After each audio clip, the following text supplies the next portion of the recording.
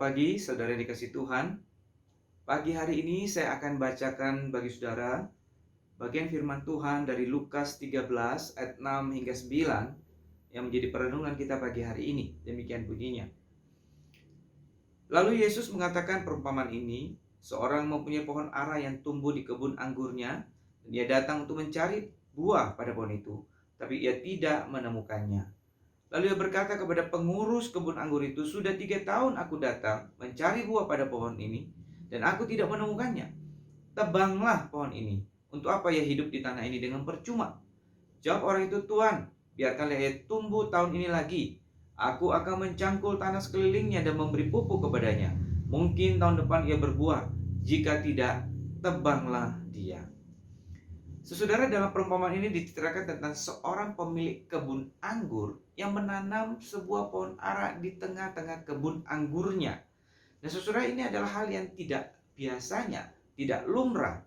Karena biasanya pohon ara itu tumbuh di daerah terbuka ya, secara liar bahkan seringkali. Sehingga ketika sebuah atau sebatang pohon ara ditanam di kebun anggur, itu adalah hal yang tidak biasa. Karena anggur ataupun pohon anggur itu biasanya ditempatkan dalam sebuah kebun, dirawat dengan sangat baik karena pohon anggur membutuhkan perawatan yang khusus untuk menghasilkan buah yang baik. Berbeda dengan pohon ara yang dibiarkan tumbuh demikian saja dan biasanya bisa bertumbuh dan berbuah. Nah, saudara, kemudian dikatakan bahwa pohon ara itu tidak berbuah sekalipun ia sudah ditanam di kebun anggur yang begitu terawat dan ia sudah ditempatkan di sana selama beberapa tahun, tapi tidak berbuah. Nah, saudara, melalui perumpamaan ini Tuhan Yesus mau mengajarkan kita bagaimana seharusnya sikap kita dalam memandang hidup kita, waktu dan kesempatan yang Tuhan karuniakan dalam hidup kita, sehingga kita boleh menjalani kehidupan ini dengan bertanggung jawab, dengan berbuah bagi Tuhan. Nah, saudara, tadi dikatakan bahwa pohon ara itu ditempatkan di tengah kebun anggur, sesuatu yang tidak biasa, sesuatu yang unik bahwa sebatang pohon ara ada di tengah kebun anggur. Nah, saudara, keadaan yang unik ini sebenarnya menggambarkan juga keadaan manusia yang unik, ya. Bahwa sebagai manusia kita itu sudah menerima banyak kebaikan Tuhan yang sebenarnya kita juga tidak layak terima. Kita sudah menerima banyak hal yang memungkinkan kita sebagai manusia bisa hidup dan menjalani kehidupan ini dengan baik. Kita menikmati banyak hal yang Tuhan karuniakan, udara yang segar, matahari pagi dan sebagainya, dan kita terima semua itu dengan cuma-cuma. Dan seringkali kita menganggapnya sebagai sesuatu yang seharusnya kita terima. Dan kita lupa bahwa itu adalah karunia Tuhan. Sesuatu yang sebenarnya kita tidak layak terima, tapi dikaruniakan kepada kita. Dan seharusnya kita bersyukur atasnya. Nah, saudara, lewat perumpamaan ini Tuhan mengingatkan kita akan segala kebaikan, segala keunikan yang Tuhan sudah berikan kepada kita. Karena itu kita patut bersyukur atas hidup kita. Dan dengan demikian kita juga patut atau sepatutnya menghasilkan buah bagi Tuhan. Nah, saudara, kemudian dicatat dalam perumpamaan ini juga bahwa pohon ara itu sudah berada di dalam kebun anggur itu selama 3 tahun lamanya. Pemilik kebun itu sudah 3 tahun lamanya mencari buah, tetapi pohon ara ini tetap tidak berbuah. Artinya, saudara, waktu yang diberikan kepada pohon ara ini untuk berbuah sudah cukup.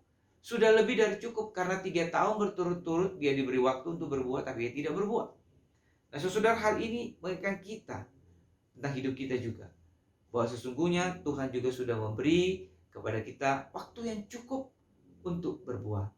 Waktu yang tersedia yang Tuhan berikan kepada kita itu sudah cukup banyak untuk boleh menghasilkan buah. Karena itu sudah seharusnya kita pun memperhatikan apakah kita sudah menghasilkan buah bagi Tuhan atau tidak. Yaitu hal-hal yang menyenangkan hati Tuhan. Perbuatan, pelayanan kita yang menyenangkan hati Tuhan. Jika tidak demikian, tentu saja hal itu akan mengecewakan Tuhan.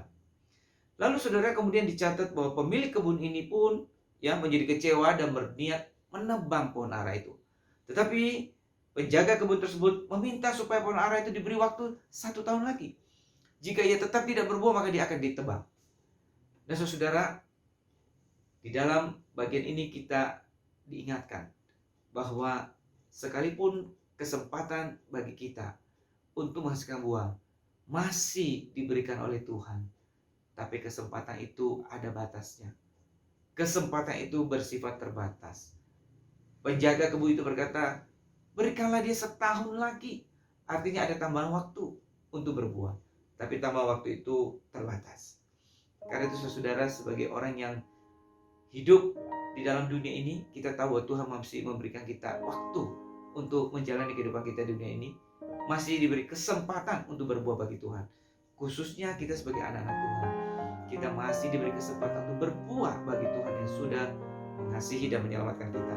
Dan untuk gunakan kesempatan yang ada, yang terbatas itu, untuk boleh menghasilkan buah bagi Tuhan.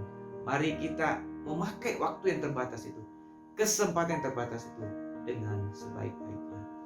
Kiranya Tuhan memberkati.